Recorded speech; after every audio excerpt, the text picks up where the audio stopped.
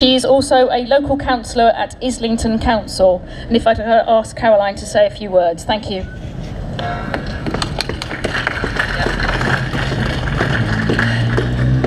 Sorry? Okay, thank you everyone. Others will speak in detail tonight, or more detail tonight, about Claire Hitier-Abadie. I never met Claire, but I, along with probably many people who've made the effort to turn out here tonight, am deeply, deeply saddened by her death, and my thoughts go out to her family and to her friends. As I was preparing what to say tonight, I went back through my notes from previous vigils held all across London, where I, along with many of the people here today, have spoken about the inhumanity of our transport system at King's Cross, at Bow Roundabout, at Vernon Place, and many other locations forever tinged with the desperate sadness of loss. So this inhumanity of our transport system, it leaves families and friends grieving from the sudden and violent loss of a loved one, and that leaves our city brutalised on an almost daily basis. On our railways, we have all but designed out risk, but on the roads, in our towns and our cities, sorry, I've lost the plot here, but on our roads and in our towns and our cities, we allow huge buses and construction trucks to mix with pedestrians and cyclists with inevitable and tragic results. The cost of all this construction is very high. Our city is being sold off to the highest bidder as every spare piece of land is developed into unaffordable housing that makes London increasingly out of reach for people on ordinary salaries. But the cost of construction is much higher than the sale or rental price of the flats in these shiny new blocks all around us. As a local councillor in Islington, much of my time is spent helping residents who live next to a very large construction site. They want to curb the movement of spoil lorries when they're walking their children to school. A pretty reasonable expectation. And people in this street are particularly aware of lorry danger. Just 14 years ago, Zara Adams was killed around the corner, age 4, when her buggy became caught in the wheels of a lorry as she accompanied her older siblings to school. The sadness of Zara's death stays with me daily as I walk around my ward and makes me determined to use every means at my disposal to reduce lorry danger and reduce risk. This repeated toll of violent death and serious injury on our streets is unbearably sad. That we are gathering to witness the death of the 4th cyclist to die this year is an absolute abomination. But Claire Hitier-Abadie is among 30 or possibly 31 people who have lost their lives on the road since this year began. Just yesterday, a young woman was killed in Camden by a drunk driver while she was crossing the road. So what can we do? We need to make a transport system that tackles health and social inequality. The way we get about says a huge amount about the kind of society that we live in. If people can access shops, schools, work and home using walking, cycling and public transport wherever they live and whatever their income, then we have a transport system that really works for the common good. But how do we do it? We all know what we need to do. All the campaigning organisations will tell you, but we've actually got to make this happen. We need to reallocate space on our streets. We need time at the junctions to be given over to people who are walking and cycling.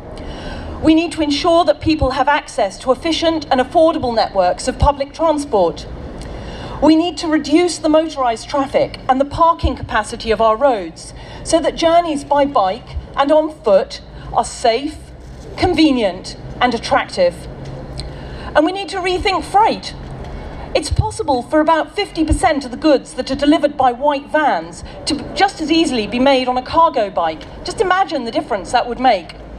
And we need a step change in road safety. We need to reduce danger, we need to change the culture around speed, and we need to change the legal framework so motor vehicle drivers are presumed liable for injuries to pedestrians and cyclists.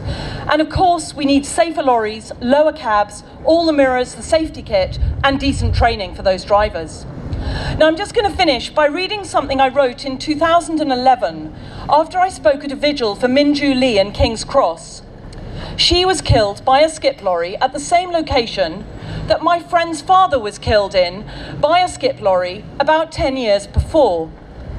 So I said, for all of us who campaign on behalf of pedestrians and cyclists for more people-friendly streets, yesterday evening's ghost bike placing in King's Cross for Deep Lee, Minju Lee, was a poignant and sad reminder of the fragility of life and the unacceptable price that can be paid for cycling to work or crossing the road. What makes me both angry and overwhelmingly sad is that for all our efforts, our streets are still traffic dominated and unforgiving of the smallest mistake. Some of us who crowded on that traffic island surrounded by vehicles that night in October 2011 will be here tonight, still caring, still desperately saddened at the cumulative total of death and injury on our streets, and bewildered by the collective inability to make a radical step change in the way we do transport. I sincerely hope that in 4 years' time, I will not be looking at my notes from this vigil for Claire, Hitier-Abadie, and preparing a speech for someone else. We must stop the killing. Yeah.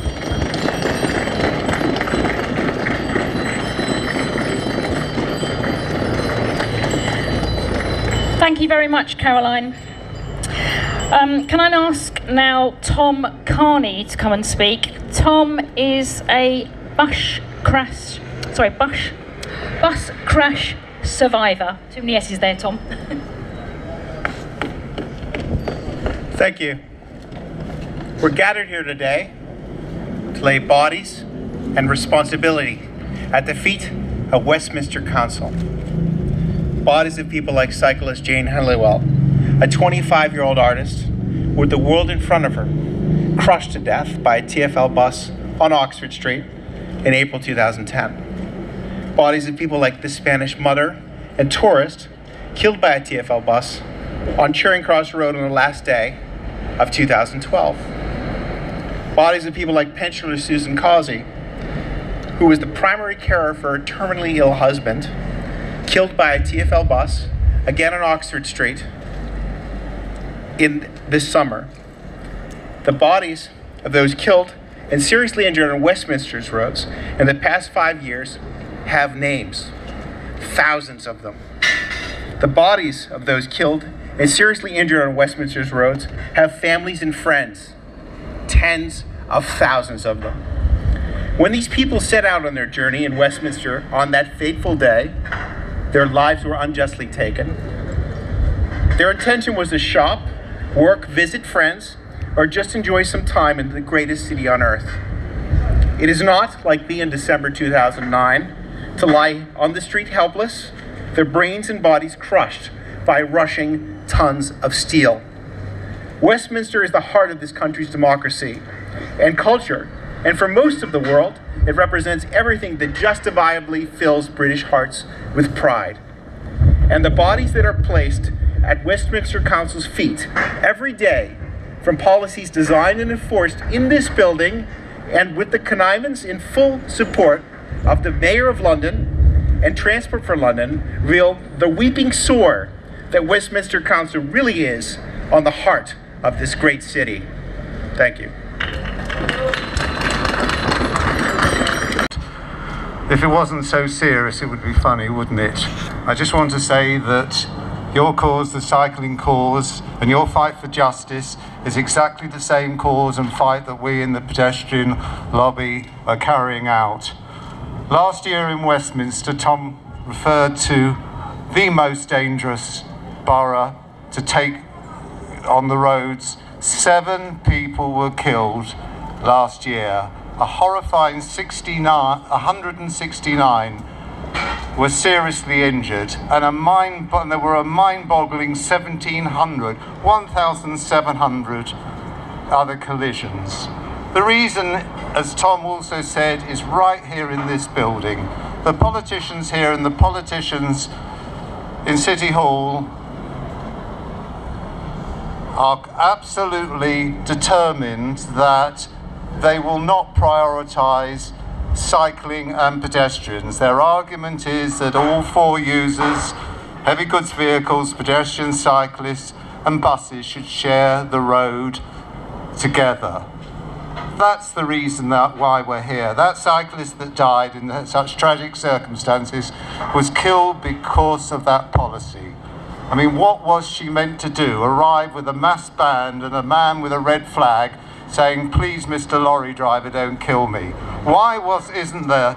That junction and Victoria generally is one of the most dangerous places for cycling. Why isn't there a segregated cycleway in Victoria? Why did that woman have to die? At 7 o'clock tonight, I'm actually going upstairs to give evidence to the Policy and Scrutiny Committee, which at last is looking at pedestrian issues. And I'm going to be arguing for lots of things that pedestrians care about, but also the cycling lobby wants. I'm arguing for 20 miles an hour. I'm arguing for Vision Zero, which is a policy adopted on the continent where you don't accept any deaths at all. And that changes the whole psyche of our lobby. I'm arguing for more pedestrianisation and more pedestrian-friendly streets. And I'm actually going to I'm so disgusted at where we are now because the killing just carries on. I'm actually going to ask the Director of Transport here, who is responsible for all this, to resign. So cyclists, we're with you. Let's win this fight together. Stop the killing. Thank you, Peter.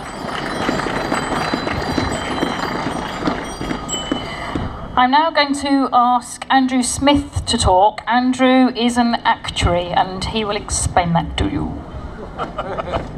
Thank you, Nicola. What actuaries do, among other things, is look at statistics of deaths, and we help insurance companies to price insurance and that sort of thing.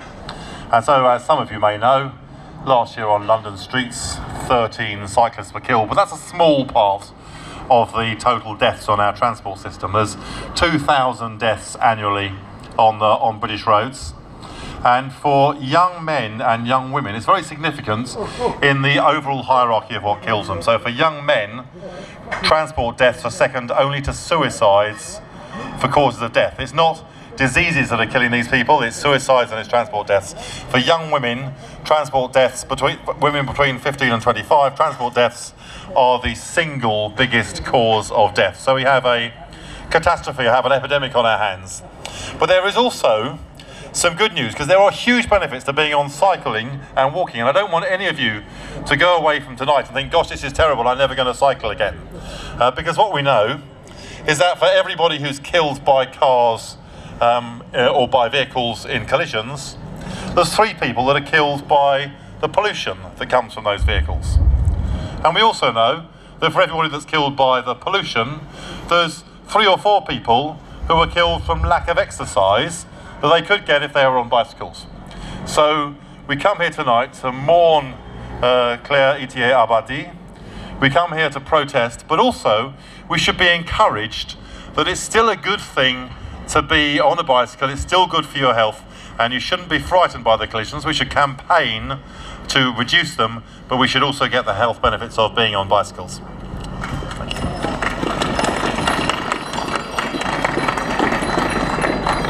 Thank you very much, Andrew. Can I just ask, is Debbie Dorling here? Okay, I'm now going to ask somebody called Vim, and I apologise for not being able to say his surname. He's 20 years old and he is a cyclist, and he's going to talk from a cyclist point of view. Yeah, hi, my name's Vim. I'm 20 years old. I study mechanical engineering at Imperial, so right around the corner, and my daily commute is 15 minutes on the bike. On very busy roads during rush hour, so that's there and back.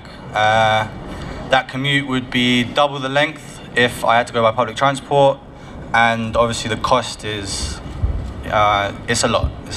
You know, you're looking at about £6-7 a day. For a student, that's tough. On the roads, I have to struggle with cars, people in cars trying to get to work, lorries driving past, and it makes those 15 minutes I spend on the bike each way a lot harder. But on the plus side, I get my exercise. You know, on a busy uni schedule, it's very hard to get my exercise. And a lot of my colleagues cycle, and they love it as well. They get to stretch their legs, they get to exercise their lungs, and it helps them focus at uni. Now, a lot of my other colleagues are very scared to cycle, and it's actually a shame, because you can actually see the difference in mental health. I'm not going to quote statistics, I don't know them, but just from observing the people who cycle less, do sport less in general, are a lot more stressed out when it comes to work. So a lot of my fellow cyclists here today, they can give you the numbers and everything. I can just give you my point of view, and my point of view is that cycling is very helpful, and it helps a lot, and it helps you keep focused, and it helps your work, and it helps you keep happy, and anything we can do to encourage cyclists on the road is a great thing. So stop killing cyclists.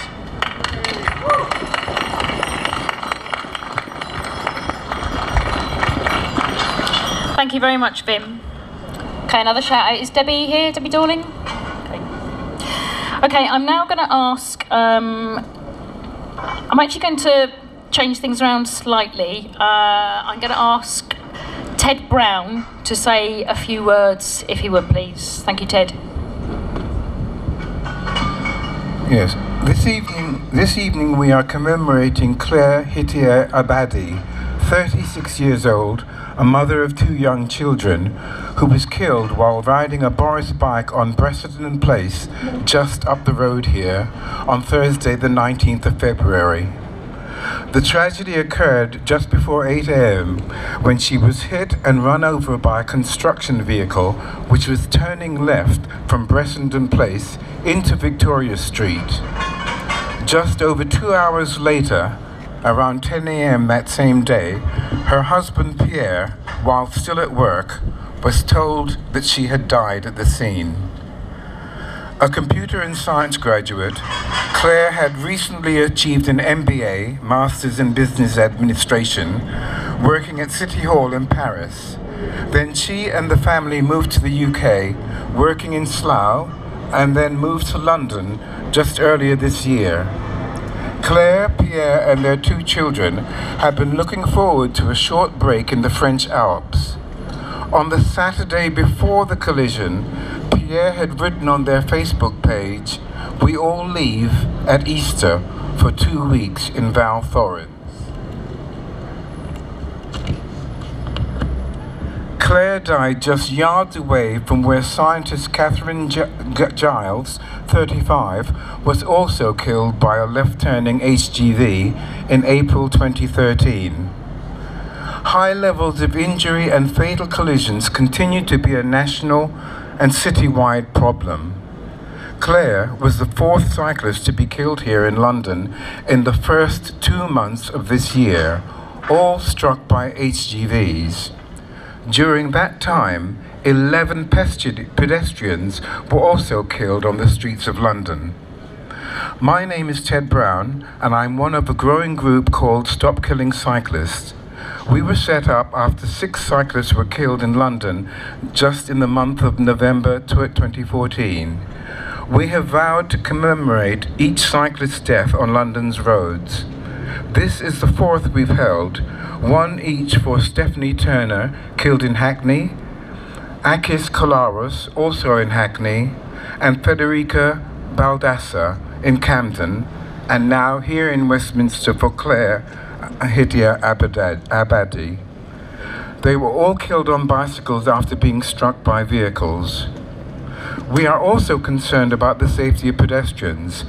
But since there have been 11 pedestrians killed by vehicles also in the last 2 months, it would be impossible for us to keep up with the death and injury toll that the authorities, especially in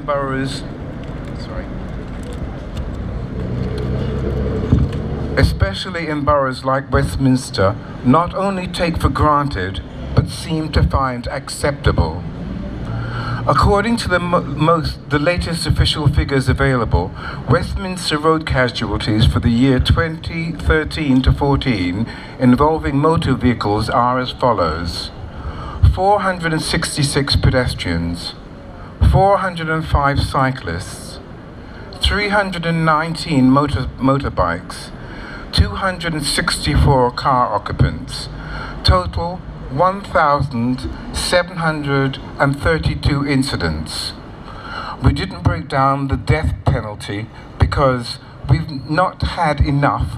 We have had too much, and it would be too depressing to bring those figures out right now.